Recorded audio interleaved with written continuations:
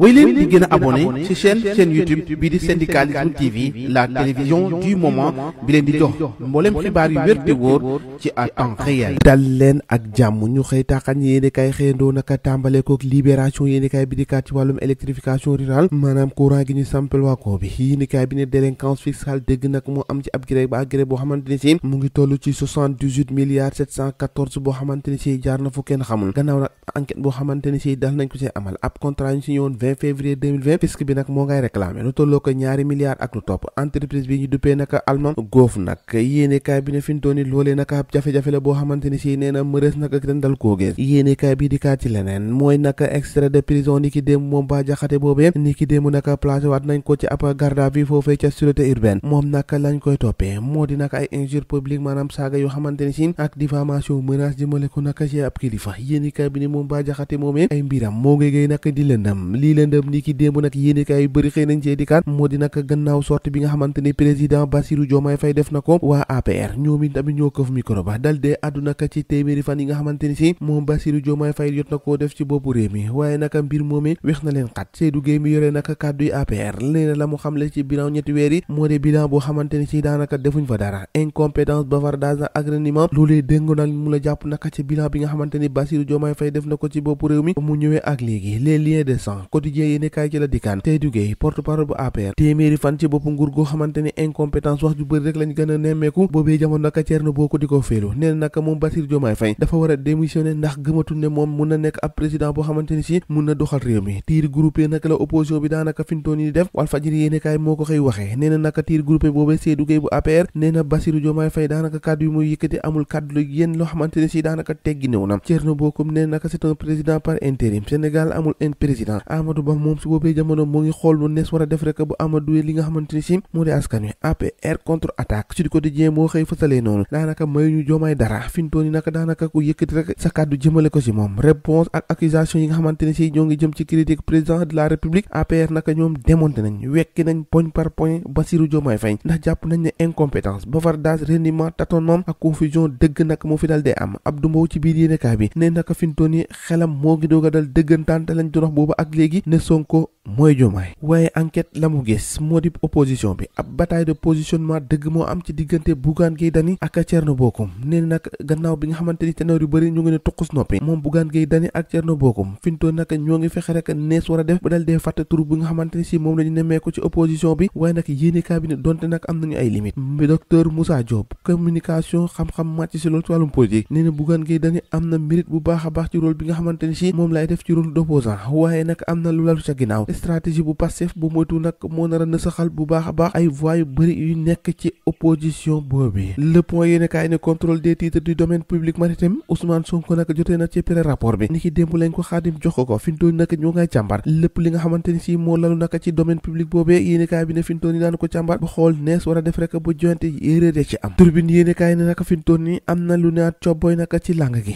moo di mbirum magistrat yu nga xamante ni jàpp nañ dañu na corrompre ca conseil constitutionnel loolee nag neewoon na cobboy Doudou Wade naka fintoon ni jëlaat na dossier boobu nag tegaat ko ci table bi ndax lañ ca bëgg rek moo di ñu leeral jox loolu nga xamante ni si moo yëngaloon réew mi ci élection présidentielle faaw ñu xam mbir moomee fan la lalu ak ci lan la tegu laas yéeni kaay dikkaat naka ci yenn ci pon yi nga xamante ni jàpp nañ ne fintoon yi gaañe ñu ngi koy marmaré di ko romb supposé deal bi ñu wax naka ci diggante Macky Sall ak Sonko waaye itam amnistie franc CFA appel à candidature ci yenn poste yooyu yëpp naka gaañi ba ñu yéegee ba léegi waxatuñ ci dara te booba ak léegi laataa ñu defalu loolee la ñu diggoon askan wi waaye naka mbir mi mel na ni naka tegee nañ ko ne waxatuñ ca lu ca jëm l'évidence yéeni kaay xëy samp ab laaj boo xamante ni si daanaka def na ko première sortie Bougane Gueye Dany potentiellement ignoré Sonko ana lan moo tax rek Bougane Gueye Dany naka fintooni wan ginnaaw Sonko maytu ko jàmm laaj la boo xamante ni si yéeni kaay bi xëy na koo laaj ndax gis nañ position Bougane booba ak léegi ay fan a ngi nii ba Ousmane Sonko falo ak léegi daanaka maytukul dara de ana lan moo fi jaar ci diggante bi laaj la boo xamante ni xëy nañ ko becc ci biir ëttu yéeni kaay bi Cheikh Oumar Diagne ci biir yéeni kaay bi nag la mu xamle ci opposition yi mooy nag ñu fexe bu élégant waaye itam ñu sérieux ci li nga xamante ni si noonu la ñuy critiquer ndax booba ak léegi la ñuy wax lu ci bëri nag tegul dara ci yoon réew mi quotidien dikkaat ci leneen moo di faire Sonko un président de la République yéenekaay bi ne moom mooy moo beneenu projet bu nga xamante ni si moom la Bassirou Diomaye Faye bëgg ndax bëgg na fintooni bu jógee si boobee jox ko Ousmane Sonko ndax loolu rek mooy yéeneem Ousmane Sonko dégg monsieur le président de la République direct news dikkaat naka ci carton rouge bi nga xamante ni jox na ko ministre des sports nee nag yéenekaay bi dafa bàyyi fële